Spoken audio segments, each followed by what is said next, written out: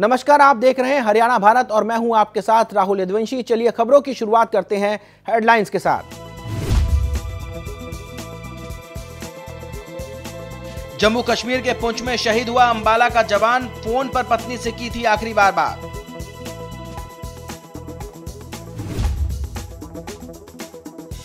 प्रदेश में सबके लिए आवास योजना के तहत सीएम मनोहर लाल खट्टर ने की बैठक, लोगों को सस्ते आवासीय फ्लैट देने के लिए बनाई योजना। इंडियन नेशनल लोकदल के विधायक अभय चौटाला ने किसानों के ट्रैक्टर रैली का किया समर्थन, किसानों को गणतंत्र दिवस पर दिल्ली में होने वाली ट्रैक्टर परेड का दिया निमंत्रण। यमुनानगर में 2 रोटी पर हुआ खूनी संघर्ष, खाना बनाने से मना किया तो हुआ झगड़ा, सीने पर ईंट मारकर कर दी दोस्त की हत्या। रोहतक के पीजीआईएमएस में डॉक्टर और कर्मचारी ही नहीं लगवा रहे कोरोना वैक्सीन, 300 में से रोजाना सिर्फ 80-90 कर्मचारी ही पहुंच रहे हैं अस्पताल। हरियाणा भारत में अब खबरें विस्तार से। जम्मू कश्मीर के पुंछ में पाकिस्तान की फायरिंग में अंबाला के सीनियर हवलदार निर्मल सिंह शहीद हो गए। निर्मल सेना की 10वीं जेके राइफल्स यूनिट में तैनात थे। बताया गया है कि क्रॉस फायरिंग के दौरान यह घटना हुई। शहीद के चाचा वजीर सिंह ने बताया कि सुबह 8 बजे करीब 2 मिनट के लिए सरकारी फोन से निर्मल सिंह ने अपनी पत्नी से बातचीत की थी और कहा था कि यहां सब ठीक है। प्रदेश के जवान की शहादत पर सीएम मनोहर लाल खट्टर ने भी शोक जाहिर किया है। क्रॉस फायरिंग हुआ, उस क्रॉस फायरिंग के अंदर उनको स्नैपर शूट आया, जिससे वो भगवान को प्यारे हुए। हम पूरा परिवार, पूरा गांव, पूरा जो भी इलाका है पूरा सदमे में है। प्रदेश में सबके लिए आवास योजना के तहत सीएम मनोहर लाल खट्टर ने अपने अधिकारियों के साथ चंडीगढ़ में बैठक की। दरअसल पीएम नरेंद्र मोदी ने साल 2022 तक शहरी इलाकों के स्लम बस्तियों में रहने वाले लोगों को घर देने की योजना बनाई।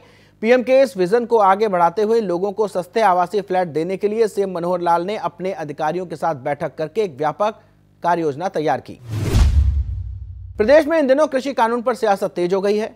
जहां एक और सरकार विपक्ष पर किसानों को भड़काने का आरोप लगा रही है, वहीं इंडियन नेशनल लोकदल के विधायक अभय सिंह चौटाला ने केंद्र सरकार पर आरोप लगाते हुए कहा है कि सरकार ने कृषि कानूनों को लागू करके किसानों को खेतों की बजाय सड़क पर लाने को मजबूर कर दिया है।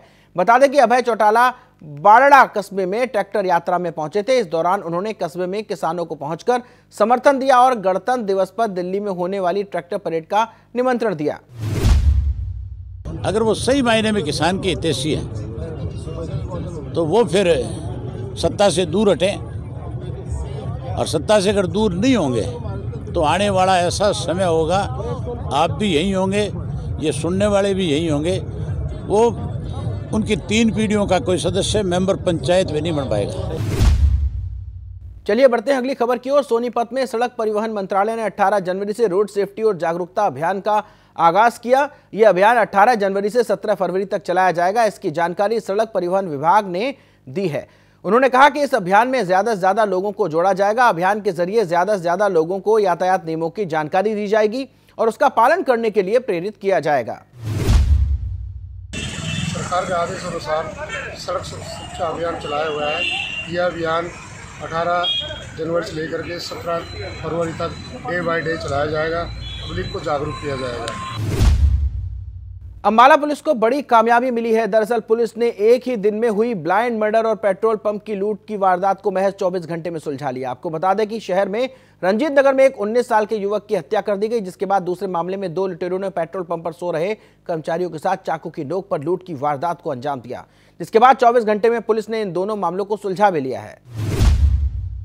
कृषि कानून के खिलाफ चल रहे विरोध प्रदर्शन के बीच अब प्रदेश सरकार की चिंताएं भी बढ़ गई हैं।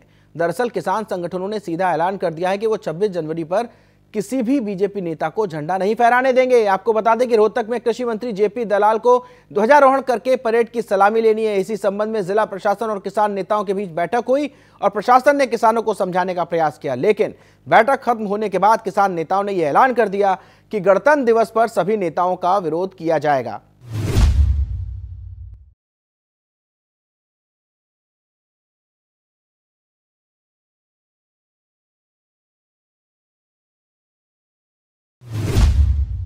बढ़ते अगली खबर की ओर। यमुनानगर के जगाधरी में 2 रोटी पर खूनी संघर्ष हो गया, जहां खाना मांगने पर एक साथी ने दूसरे युवक की छाती पर ईंट मारकर उसकी निर्मम हत्या कर दी। दरअसल दोनों को जोर की भूख लगी थी, जिसके बाद 2 रोटी को लेकर दोनों में विवाद हो गया। इस पर साथी बिंदेश्वरी गुस्से में आकर ईंट उठा ली और शत्रुघ्न की छाती पर मार दिया, जिससे शत्रुघ्न की मौके पर ही मौत हो गई। फिलहाल पुलिस ने हत्या का मामला दर्ज कर लिया है और आरोपी को गिरफ्तार कर लिया है।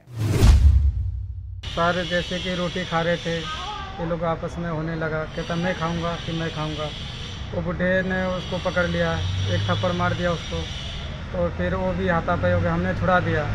फिर वो कुछ 5 फुट का फैसला में दूरी में वो लड़का खड़ा हो गया, फिर लड़ाई छूट गया। 5 फुट का खड़ा होके वो बुढ़े ने बस वहीं पे चूल्हे पे बैठा था, ईंट था, बस ईंट उठा के उसको मार दिया छाती पे। अच्छा, हाँ सर।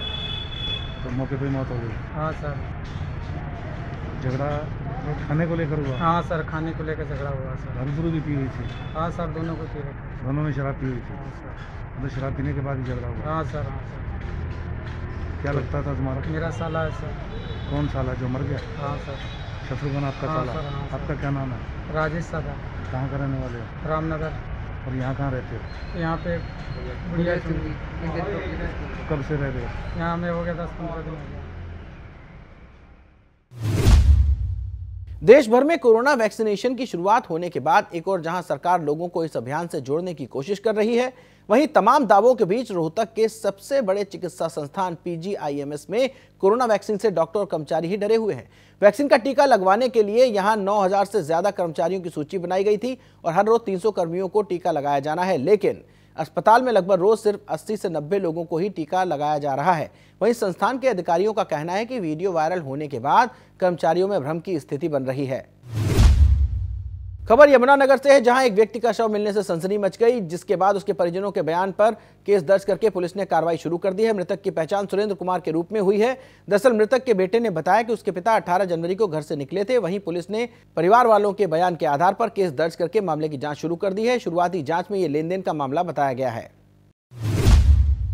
लिखवाया है साहब, उसको बुलाएंगे तफ्तीश करेंगे, उसकी जैसा होगा। क्या उसके खिलाफ मुकदमा दर्ज किया गया? नहीं, उसके खिलाफ अभी भी 340 का पर्चा दर्ज करें। अच्छा, अगर कोई ऐसी कार्रवाई। हरियाणा भारत की खबरों में फिलहाल इतना ही। मुझे दीजिए इजाजत। नमस्कार।